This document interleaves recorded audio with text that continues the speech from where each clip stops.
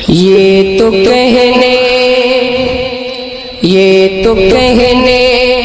के काबिल नहीं हूँ मगर।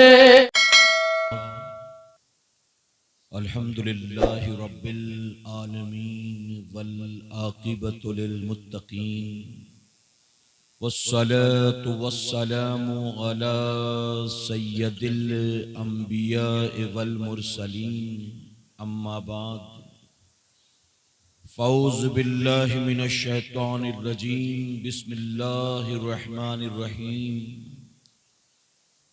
या अय्युहल्लज़ीना आमनुत्तक़ुल्लाह वकूनू मअस सादिक़ीन। सदक़ल्लाहु मौलाना अलीयुल अज़ीम। बादे तौहीद के मतवालों, शमे रिसालत के परवानों,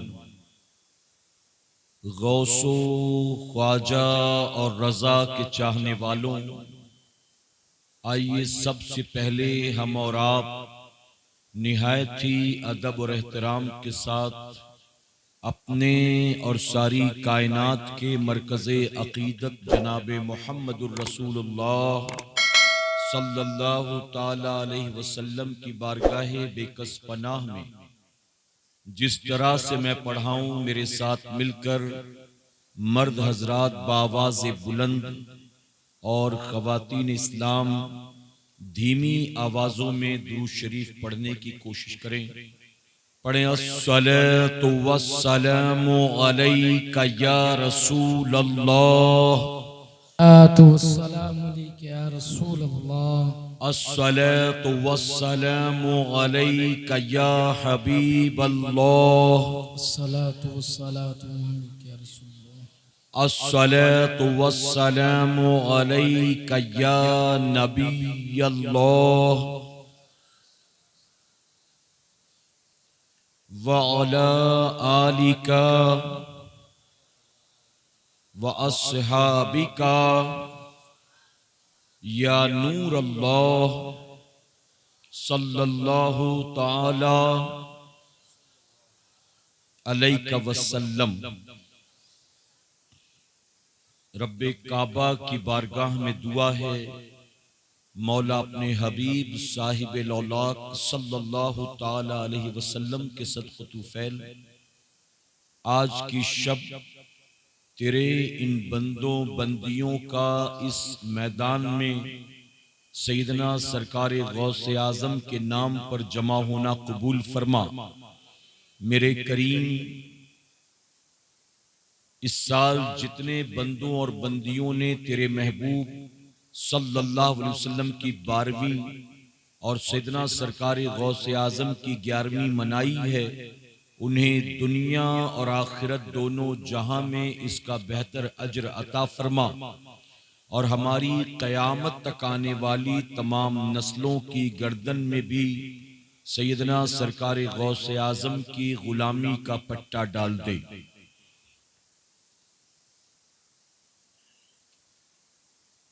वाह क्या मर्तबा ए गौसे बाला तेरा, वाह क्या मर्तबा ए गौसे बाला तेरा, ऊंचे ऊंचों के सरों से कदम आला तेरा।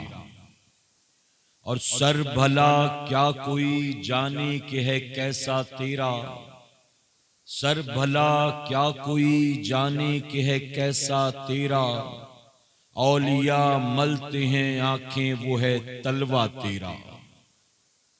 और या रसूल अल्लाह सल्लल्लाहु ताला अलैहि वसल्लम, तेरी सरकार में लाता है रजा उसको शफी, तेरी सरकार में लाता है रजा उसको शफी, जो मेरा गौस है और लाडला बेटा तेरा। और किसी शायर ने बहुत खूब कहा, अगर तवज्जो के साथ सुनेंगे तब ये शेर समझ में आएगा। हमारे दीन की हक्कानियत के ये दोनों शाहिद हैं, हमारे दीन की हक्कानियत के ये दोनों शाहिद हैं, मोइनुद्दीन अजमेरी, मुहियुद्दीन जीलानी।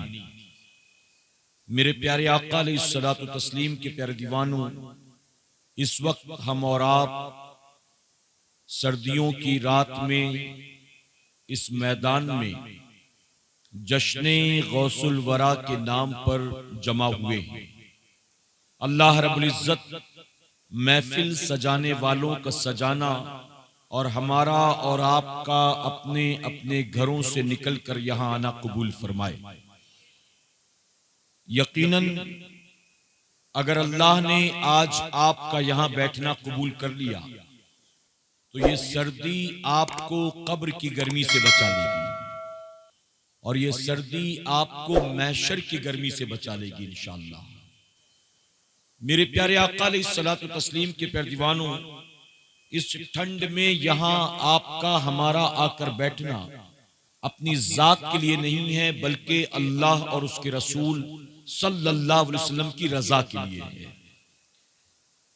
यकीन जाने ये महफिल वो महफिल है कि जहां सिर्फ बैठकर जिक्र करने ही पर सवाब नहीं है, बल्कि इस महफिल की तरफ जितने कदम चलो अल्लाह हर कदम पर भी सवाब अता फरमाता है। यहां गुजरे हर लम्हे पर अल्लाह सवाब अता फरमाता है और यहां ली जाने वाली हर सांस पर अल्लाह सवाब अता फरमाता है। किसी शायर ने इसी को सामने रखकर कहा, जहां जिक्र रिसालत माआब होता है, जहां जिक्र रिसालत माआब होता है, वहां पे सांस भी लेना सवाब होता है। तो अल्लाह का एहसान है कि अल्लाह ने हमें और आपको अपने घर से निकलकर यहां आने की तौफीक अता फरमाई। मेरे प्यारे आका अलैहिस्सलातु तस्लीम के प्यारे दीवानों, मैं एक बात माजरत के साथ अर्ज करना चाहता हूं। अगर यहां इस वक्त जश्ने गौसे आजम की महफिल ना होती, बल्कि यहां लंगरे गौसे आजम तकसीम हो रहा होता, तो आप जान सकते हैं कि इस वक्त जितने मौजूद हैं इसके मुकाबले मजमा कई गुना ज्यादा होता। गलत तो नहीं कह रहा हूं। अगर यहां कुछ खाना पीना मिल रहा होता, कोई डेग चढ़ी होती, लंगर होता, पुलाव होता, बिरयानी होती, तो जाहिर है कि फिर इससे कई गुना ज्यादा लोग जमा हो जाते। मैं बहुत माजरत के साथ कहूंगा कि आज बुजुर्गान दीन से और औलिया इकराम से हमारी और आपकी मोहब्बत सिर्फ जबान और पेट की हद तक महदूद रह गई। या तो नाम ले लेते हैं, नारे लगा लेते हैं, या बड़ी बड़ी बातें कर लेते हैं, या उनके नाम पर कुछ मिल जाए तो खा खिला लेते हैं। बस यही है बुजुर्गान दीन की मोहब्बत।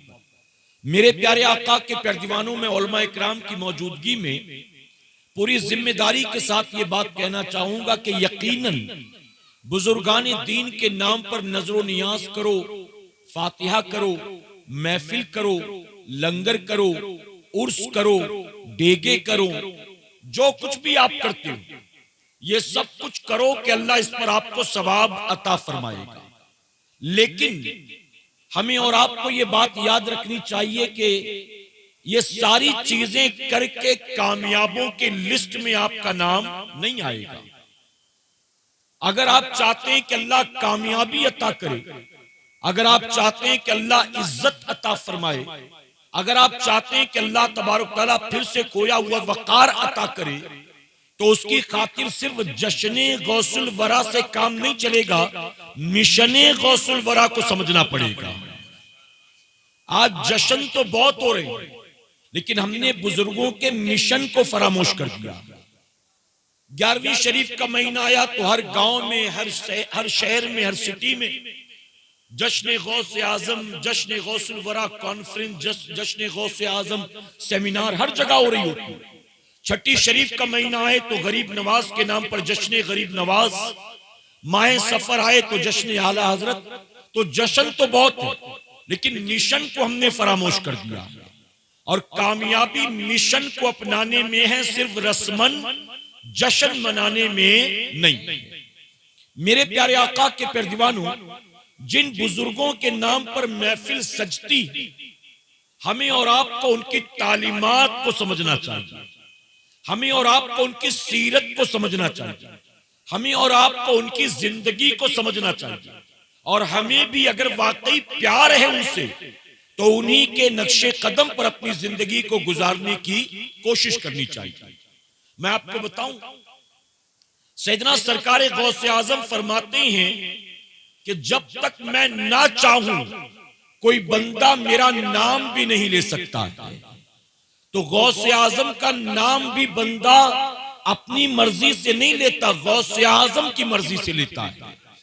तो ये महफिल भी गोया अपनी मर्जी से हमने नहीं सजाया, गौसे आजम की मर्जी शामिल है, तब उनके नाम पर यह महफिल सजाई गई। इस पे क्लिक करके और मेरे प्यारे आका अलैहिस्सलातु तस्लीम के पैरदीवानों, महफिल करके नियाज करके नारे लगाकर चंदा देकर चले जाएं और जिंदगी में कोई तब्दीली ना आए, तो बताइए इस महफिल का कोई फायदा हो रहा है?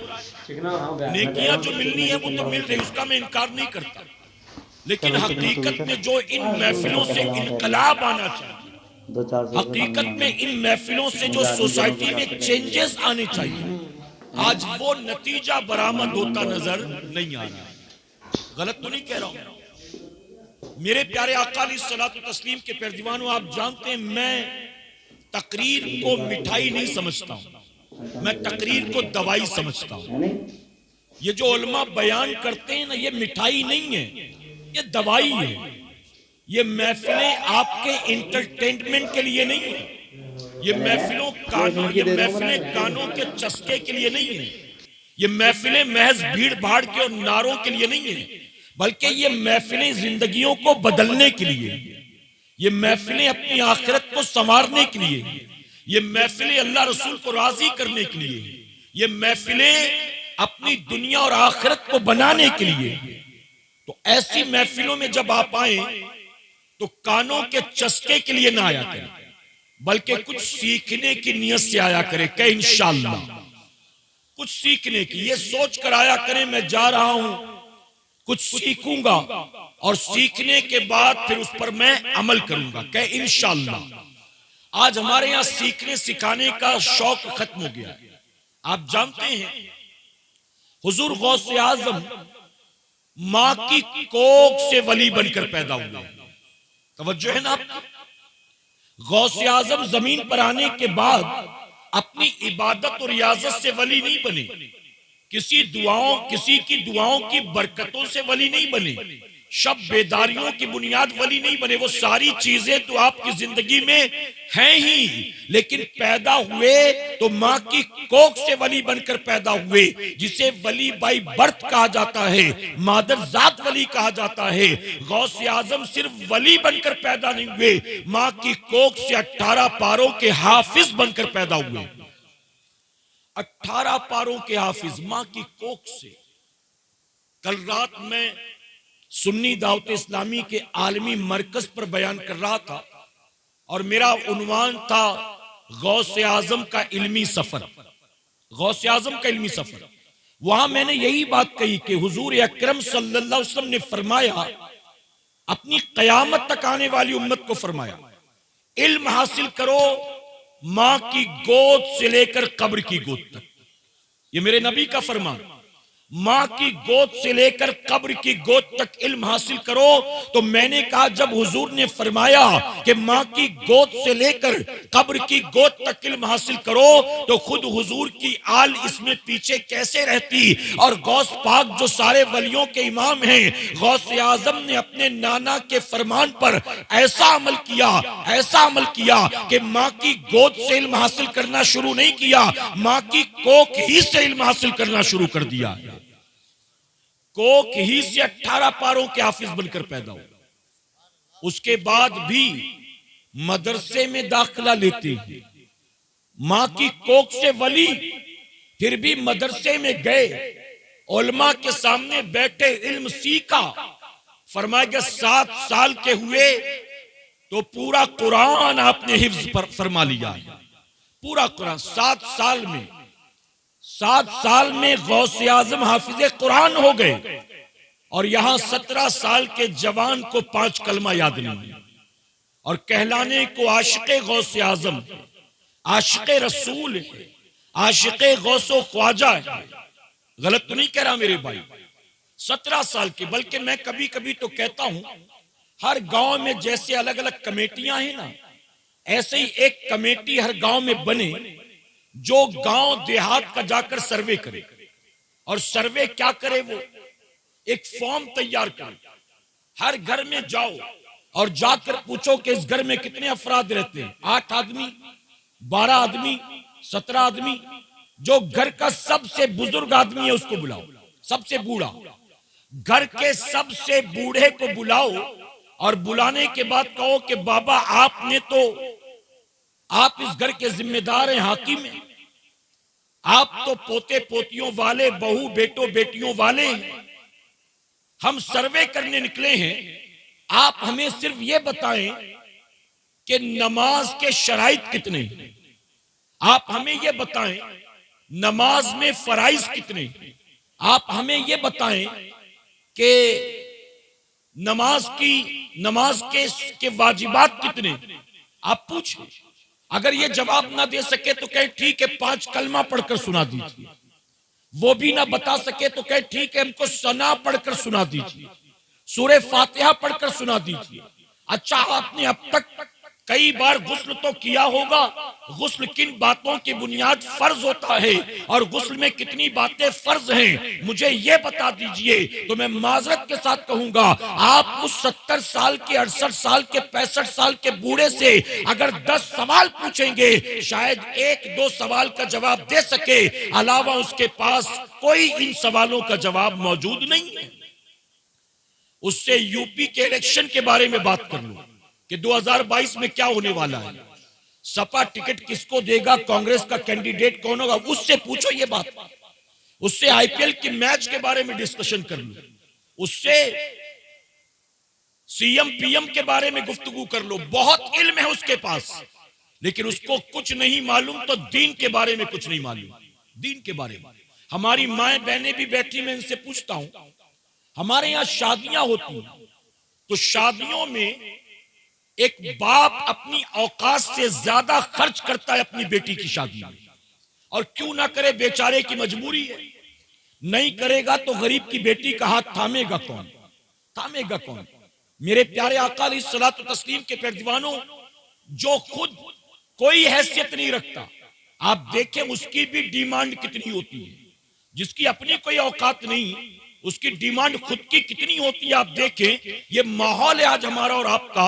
आज जब हमारे घर शादी होती है तो बाप बेटे को दूल्हा बनाने के लिए और बाप बेटी को दुल्हन बनाने के लिए जहां तहां से जोड़ तोड़ करके लाखों रुपए खर्च करके उसकी शादी कराता है, लेकिन यहाँ जितने भी बाप माँ बाप बैठे हैं, सास ससुर बैठे हैं, हर किसी से मैं पूछना चाहता हूं, अपने बेटे की शादी कराई आपने 15-20 लाख खर्च किया, आपने बेटी की शादी कराई 20-25 लाख खर्च किया, आपने बेटे बेटी की शादी तो करा दी, लेकिन क्या आपने इस बात की भी फिक्र की है कि जब मियां बीवी रात गुजारने के बाद सुबह सोकर उठेंगे तो इन पर गुस्ल फर्ज होगा।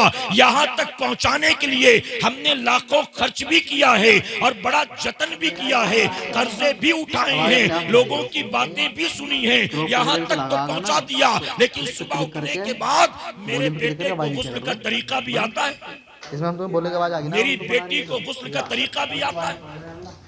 जब नापाक होने के बाद उठेंगे तो पाक कैसे होंगे, क्या आपने सिखाया? अरे आज हमारे यहाँ क्या तालीम दी जा रही है, औलाद को क्या करें?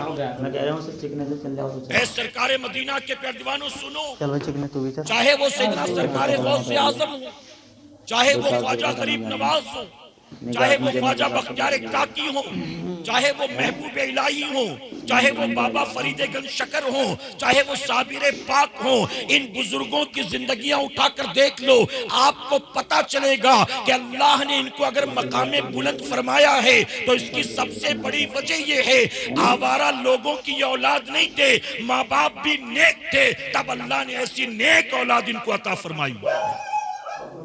माँ बाप नेक होते, कुरान सुन्नत के पाबंद होते, तब जाकर उनकी पाकीज़ा कोख से नेक औलाद जन्म लेती, वरना आज हमारे पास एक माँ आकर कहती, हजरत दुआ करना मेरे बेटे के लिए, मेरा बेटा चंद बुरे दोस्तों की सोहबत की वजह से पता चला कि शराब पीने लग गया, शराब पीने लगा। मैं उस माँ से पूछता हूं कि बता वो तकलीफ ज़दा दुखी माँ, मैं पूछता हूं कि तेरे बेटे की उम्र कितनी?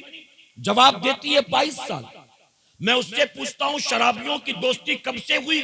वो कहती कोई यही 1.5-2 महीना हुआ। मैं उस माँ से कहता हूं कि माँ बता, मैं तेरी औलाद की शराबी होने का रोना रोऊं कि मैं तेरी तरबियत का रोना रोऊं? अरे आखिर तूने औलाद को दिया क्या है? वो तेरा बेटा 22 साल तक जो तेरे साथ था, तो 22 साल में उसको नमाजी न बना सकी और चंद शराबियों ने 2 महीने में उसको शराबी बना दिया। तूने औलाद को दिया क्या? बुरे दोस्तों की सोहबत के चक्कर में वो शराबी बन गया और 22 साल तेरे पास था, तू नमाजी न बना सकी, तो कुरान पढ़ने वाला न बना सकी, तो नबी की सुन्नत का आमिल न बना सकी। तो मेरे प्यारे आका अलैहिस्सलातु तस्लीम के प्यारे दीवानों, औलाद को हकीकत में जो मिलना चाहिए, आज माँ बाप से वो तरबियत मिलती नजर नहीं आ रही। और याद रखें, अपने बेटे को या अपनी बेटी को कितने बड़े कॉलेज में, कितने महंगे स्कूल में, किसी यूनिवर्सिटी में आप क्यों ना भेज दें, आपने जिस डिग्री डिप्लोमा के लिए उसका वहां दाखिला कराया है, उसको सिर्फ वहां वो डिग्री वो डिप्लोमा मिलेगा, अखलाक नहीं मिलेगा, किरदार नहीं मिलेगा, सीरत नहीं मिलेगी, इस्लाम नहीं मिलेगा। ये सारी चीजों की जिम्मेदारी कॉलेज और यूनिवर्सिटी की नहीं थी, ये सारी चीजें तो औलाद को माँ बाप को देना था। माँ बाप को आप जानते हैं, दिल्ली का वाकया, तवज्जो है ना आपकी? इंतजामिया अपना काम करें, आप मेरी तरफ तवज्जो दें, क्योंकि वक्त जैसे जैसे आगे बढ़ेगा ठंड बढ़ती चली जाएगी। मैं जानता हूं, मुझे एहसास है, और मैं बोल रहा हूं तो मुझे ठंड नहीं लगेगी, लेकिन आप सुन रहे हैं तो आपको लगेगी। तो मेरे लिए कोई मसला नहीं, लेकिन आपकी खातिर मैं तेजी से आगे बढ़ रहा हूं, इजाजत है आपकी? मेरे प्यारे आका के पैरवानों, दिल्ली का वाकया, दिल्ली में एक मर्तबा कहत पड़ा, ऐसा कहत के आसमान से बारिश नहीं होती, खाने पीने का सामान भी खत्म होने के करीब, लोग दुआएं कर कर के थक गए, लेकिन दुआ कबूल नहीं होती। आखिर में लोग पहुंचे, वहां एक बुजुर्ग थे दिल्ली में, ख्वाजा उनका नाम था निजामुद्दीन दहलवी रहमतुल्लाह अलैह। ये महबूब इलाही नहीं है, ये दूसरे बुजुर्ग हैं। आज भी जाकर देखें तो ख्वाजा बख्तियार काकी रहमतुल्लाह अलैह के वहीं पर उनकी मजार मौजूद है। इनका नाम था निजामुद्दीन दहलवी रहमतुल्लाह अलैह। लोग उनके पास पहुंचे, लोगों ने दुआ की दरख्वास्त की, बहुत तवज्जो से सुने, खास तौर पर हमारी माए बहनें। लोग पहुंचे, कहा बाबा हम दुआएं कर कर के थक गए, दुआ कबूल नहीं होती, अब आप दुआ करें। जानवर तो प्यासे मर रहे हैं, बहुत जल्द हमारा भी नंबर लगने वाला है, आप दुआ करें ताकि अल्लाह आसमान से बारिश नाजिल करे, हम मरने से बच जाए। फरमाया कि निजामुद्दीन दहलवी रहमतुल्लाह अलैह अपनी मरहूमा वालिदा के कमरे में, जहां मां के कपड़े रखे थे, आपने मां का दुपट्टा उठाया, उस दुपट्टे से एक धागा निकाला और एक धागा लेकर पलटे। लोग परेशान कि हजरत ने ना कोई वजीफा पढ़ा, ना कोई मुसल्ला बिछाया, ना कोई दुआ की, ना तस्बीह के दाने फेरे, कर क्या रहे हैं? लेकिन किसी की हिम्मत नहीं थी कि कोई सवाल करता। एक धागा लेकर आते हैं और कहते मेरे साथ चलो मैदान में। अब लोगों को साथ लेकर मैदान में पहुंचे। बहुत गौर से सुनिएगा, आपने वो एक धागा अपनी मरहूमा वालिदा के दुपट्टे का आसमान की तरफ उठाया और अल्लाह की बारगाह में अर्ज करते, मौला ये तेरी उस पाक दामन बंदी के दुपट्टे का धागा है, ये तेरी उस बापर्दा बाहया बंदी के दुपट्टे का धागा है, जिसके सर के बालों को बिन दुपट्टे के कभी उसके बेटे निजामुद्दीन ने भी नहीं देखा था। ऐ अल्लाह, मैं इसी धागे का वसीला पेश करता हूँ, आसमान से बारिश नाजिल कर दे। तारीख गवाह है, अभी हाथ नीचे नहीं आया था, अचानक बादल उमड़ धुमड़ कर आए हैं और पूरे दिल्ली में बारिश शुरू हो गई। मैं कहता हूं आज की तारीख में मैं वो मां कहां से लाऊं कि जिस मां के दुपट्टे का एक धागा दुआ की कबूलियत की जमानत बन जाता था। आज मैं वो बीवी कहां से लाऊं कि जो बीवी अपने शौहर के लिए जन्नत की जमानत होती थी। आज वो बेटी कहां से लाऊं कि जिस बेटी की तरबियत माँ बाप को जन्नती बना देती थी। आज मैं वो बहन कहां से लाऊं कि जिस बहन का हक अदा करके उसका भाई जन्नत का हकदार बन जाता था। आज मैं वो कहां से लेकर आऊं? आज तो घर घर में टीवी सीरियल चल रहा है, आज तो हर शादी में रत जगे हो रहे हैं, आज तो हमारी अपनी बहू बेटियां नंगे सर बाजारों में घूम रही हैं। आज तो उरियानियत तो बेहयाई का बाजार गर्म है। और ऐ सरकारे मदीना के प्यारदीवानों, मुझे माजरत के साथ कहना पड़ता है, कल तक माएँ आती थी और हमारे पास आकर अपने जवान बेटों की आवारागर्दी का रोना रोती थी। लेकिन अब तो हम इतनी तरक्की कर चुके हैं, इतनी तरक्की कर चुके हैं, अब 18-20 साल की बेटियां अपने माँ बाप को खून के आंसू रुलाया करती। अगर आप गूगल पर सर्च करें, मैं आपको बताऊं, गूगल पर सर्च करें टॉप 10 टिकटॉक स्टार, तो उस टॉप 10 में आपको 7 मुसलमान मिलेंगे। इंजीनियरिंग में ये रेशो नहीं है हमारा, डॉक्टरी में ये रेशो नहीं है हमारा, एमबीए और सीए में ये रेशो नहीं है हमारा। किसी गवर्नमेंट ऑफिस में जाएं, किसी गवर्नमेंट अस्पताल में जाएं, कहीं किसी सरकारी अस्पताल में जाएं, दफ्तर में जाएं, आपको बड़े बड़े ओहदों पर मुसलमान नजर नहीं आएंगे, लेकिन नचनियों में मुसलमान आपको आगे नजर आएंगे, ढोल बजाने वालों में मुसलमान नजर आएंगे, गवैयों में मुसलमान नजर आएंगे, यहाँ तक कि चरसी गंजेड़ियों में, ड्रग एडिक्ट में, आवारा लोगों में, अल्लाह रसूल के बागियों नाफरमानों में आपको मुसलमान ऊपर नजर आएंगे। और शर्म से डूबने का मकाम है वो 7 कलमा पढ़ने वाले जो इंडिया के टॉप टिकटॉक स्टार हैं, उन 7 में 2 लड़कियां भी हैं, 5 लड़के 2 लड़कियां। मैं कहता हूं माँ बाप इनके अंधे हो गए। ये लड़कियां कब्रिस्तान से उठ के आती हैं, इनका बाप नहीं है, भाई नहीं है, दादा नहीं है, मामू नहीं, कोई नहीं है। ये बेहयाई बेगैरती करने वाली टिकटॉक पर, यूट्यूब पर, फेसबुक पर जो मुसलमान लड़कियां दिन रात लगी रहती, क्या कोई इनको देखने वाला इनके घर में मर्द नहीं? मेरे नबी ने फरमाया, जिस मर्द के सामने उसकी बीवी बन समर कर निकलती हो घर से और गैर महरम लोगों से बातें करती हो, आका फरमाते वो मर्द दयूस है। और दयूस को अंग्रेजी में पिंप कहते हैं। मैं उर्दू में तर्जुमा करूं तो आपको गैरत आएगी। जानते हो पिंप का मतलब क्या होता है? ऐ सरकारे मदीना के प्यारदीवानों, और फरमाया गया इस दयूस को अरे जन्नत तो क्या, जन्नत की खुशबू भी मैसर नहीं आएगी। आज बाकायदा बीवी को सजा कर ले जाते हैं मार्केट घुमाने के लिए। खुद बाइक चला रहा है दाढ़ी वाला और पीछे बीवी बैठी बेनकाब, बाल बिखेर कर, चेहरा खोल कर। हमने ऐसे भी लोगों को देखा है। हमने तो टोपी पहनकर लोगों को थिएटर से बाहर निकलते देखा, नकाब वाली बीवी को साथ लेकर, टोपी पहनकर। क्या है ये? कहां है? ए सरकारे मदीना के प्यारदीवानों, अच्छी तरह से इस बात को ज़हन में महफूज कर ले। आज हमारी जिल्लत और रुसवाई का सबब क्या?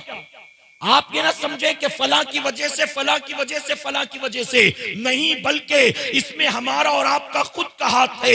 आज रुसवाइयां मुकद्दर क्यों बन गई? आज जिल्लत नसीब में क्यों है? जानते हो उसकी वजह क्या है? मैं आपसे सवाल पूछता हूं, अगर पूछा जाए सीरिया और लीबिया में जो हुआ, इसके पीछे किसका हाथ है? आप कहते हैं सऊदी अरब का हाथ है। जो कुछ गाजा में हुआ उसके पीछे इजराइल का हाथ है। जो कुछ इराक और बगदाद और अफगानिस्तान में हुआ उसके पीछे अमेरिका का हाथ है। हर किसी के पीछे आप किसी न किसी के हाथ को फिट कर देते हैं। इसके पीछे इसका हाथ है, इसके पीछे इसका हाथ है। महंगाई के पीछे जीएसटी की वजह है, नोटबंदी है, लॉकडाउन है, कोरोना है, ये सारी चीजें हैं। मैं कहता हूं हर किसी के पीछे किसी न किसी के हाथ को फिट करने वालों, अरे तुम रोजाना फज्र की नमाज नहीं पढ़ते हो, दिल पर हाथ रखकर बताओ इसके पीछे किसका हाथ है? अमेरिका का हाथ है? इजराइल का हाथ है? किसका हाथ है जो तुम फज्र नहीं पढ़ते हो? किसी बुजुर्ग ने प्यारी बात कही, फरमाते हैं एक आबादी जहां 500 मुसलमानों की बस्ती, तवज्जो है ना आपकी, एक बस्ती जहां 500 मुसलमानों का घर हो, 500 की आबादी, और वहां उस आबादी में मौजूद मस्जिद में नमाजे फज्र में अगर 50 आदमी भी जमा नहीं होते हैं, जहां 500 की आबादी हो और फज्र में मस्जिद में 50 आदमी भी जमा ना हो, तो उस आबादी को तबाही बर्बादी से कोई बचा नहीं सकता। यहां 50 आदमी तो दूर की बात, फज्र में तो 5 भी शायद नहीं आते होंगे, इल्ला माशाअल्लाह। ये तो हमें रिपोर्ट मिली कि अल्हम्दुलिल्लाह मौलाना दानिश रजा साहब बड़ी मेहनत कर रहे हैं आपके गांव में। अल्लाह इनकी मेहनत को कबूल फरमाए और अल्लाह इन्हें मजीद इखलास की दौलत से माला माल फरमाए। मेरे प्यारे आका के परवानों, जानते हो बुजुर्गान दीन फरमाते, एक सूफी फरमाते हैं, ऐ मुसलमानों तुम चाहते हो अल्लाह तुम्हें आज भी वही इज्जत दे जो इज्जत अल्लाह ने 800 साल पहले ख्वाजा गरीब नवाज को अता फरमाया था। अगर तुम चाहते हो बातिल के दिल में तुम्हारा रौब दबदबा पैदा हो, अगर तुम चाहते हो कि दुनिया तुम्हारा लोहा तस्लीम करे, अगर तुम चाहते हो अल्लाह तुम्हें फिर से खोया हुआ वकार अता करे, अल्लाह तुम्हें फिर से इज्जत अता करे, तो उसके लिए फॉर्मूला दे गए। और वो फॉर्मूला क्या है? फरमाते हैं जिस दिन मुसलमानों नमाजे फज्र में तुम्हारी मस्जिद में वो मजमा जमा हो जाएगा जो जुमा के दिन जमा होता है, अल्लाह तुम्हें फिर से खोया वकार अता फरमाएगा। ये पॉसिबल है भला बताओ? जानते हो मेरे नबी सहाबा के दरमियान फरमाते थे एक वक्त ऐसा आएगा मुसलमान बेनमाजी होगा, मुसलमान नमाज नहीं पढ़ेगा। सहाबा इकराम को बड़ा ताज्जुब होता था, मुसलमान और बेनमाजी अपोजिट चीजें एक दूसरे की, एक दूसरे के अपोजिट है चीज। मुसलमान और बेनमाजी, उन्हें हैरत होती थी। आज कोई नमाजी बन जाए तो गांव वालों को हैरत होती है कि आजकल बड़ा मस्जिद में आ रहा है जा रहा है, कुछ मसला तो नहीं है, FIR वगैरह तो नहीं हो गया, कोई कोर्ट कचहरी का मुकदमा वगैरह तो नहीं हो गया, बड़ा मस्जिद में आ रहा है जा रहा है, लगता है परेशान है बेचारा। आज नमाजी बन जाए तो लोग ताज्जुब करते हैं। कल तक सहाबा ये सुनते थे कि मुसलमान बेनमाजी होगा तो ताज्जुब करते थे। आप जानते, मैं उलमा की मौजूदगी में कहता हूं सुन्नियों सुनो, हमारा जो अकीदा है ना, अकीदा हमारा अकीदा 100% परफेक्ट है। अहले सुन्नत वल जमात के अकाइद में 1% भी लूप होल नहीं है, कोई खराबी, कोई माइनस पॉइंट नहीं है। उसकी वजह कि हमारे जो अकाइद हैं वो हमारे बुजुर्गों ने रात के अंधेरों में बैठकर बंद कोठरियों में नहीं गढ़ा है। हमारा एक एक अकीदा कुरान और सुन्नत से साबित है, तो अकीदा हमारा बिल्कुल परफेक्ट है। हमारे यहाँ अकीदे को लेकर कोई खराबी नहीं है, लेकिन अमल के मामले में हम बिल्कुल जीरो, अमल के मामले में बिल्कुल जीरो। 11वीं 12वीं 6ठी उर्स लंगर फातिहा नियाज जलसा महफिल जुलूस सब कर रहे हैं, लेकिन जो चीजें अल्लाह रसूल ने फर्ज की है उसकी तरफ कोई तवज्जो नहीं है। जो चीजें वाजिब हैं उसकी तरफ कोई तवज्जो नहीं है। आपने सुना होगा सैयदना सरकार गौसे आजम की बारगाह में एक मुरीद आया और आकर रोजी में बेबरकती की शिकायत करता। कमाता बहुत तो मेहनत में पीछे नहीं हटता, लेकिन फिर भी रोजी में बरकत नहीं। गौसे आजम फरमाते नमाज की पाबंदी कर। उसने कहा अल्हम्दुलिल्लाह मैं नमाजी। आपने फरमाया बीवी बच्चों को नमाज की ताकीद कर। उसने जवाब दिया हुजूर अल्हम्दुलिल्लाह बीवी बच्चे भी नमाजी। गौसे आजम ने फरमाया फिर जा अपने घर के दरवाजे पर एक पर्दा लगा दे। वो चला गया। उसने सोचा था शायद तावीज देंगे, कोई वजीफा बताएंगे, मेरे लिए दुआ करेंगे, लेकिन गौसे आजम ने कहा जा दरवाजे पर पर्दा लगा। उसने जाकर पर्दा लगाया। 10-15 दिन के बाद वापस आया, गौसे आजम के लिए हदिया लेकर आया, तोहफा लेकर आया। आपने फरमाया अब क्या हाल है? उसने कहा मेहनत तो आज भी उतनी ही करता हूँ, काम धंधा आज भी वही करता हूँ, लेकिन अब अल्लाह ने बहुत बरकत अता फरमाया है। गौसे आजम ने दुआ की अल्लाह किसी का मोहताज ना बनाए, अल्लाह खूब बरकत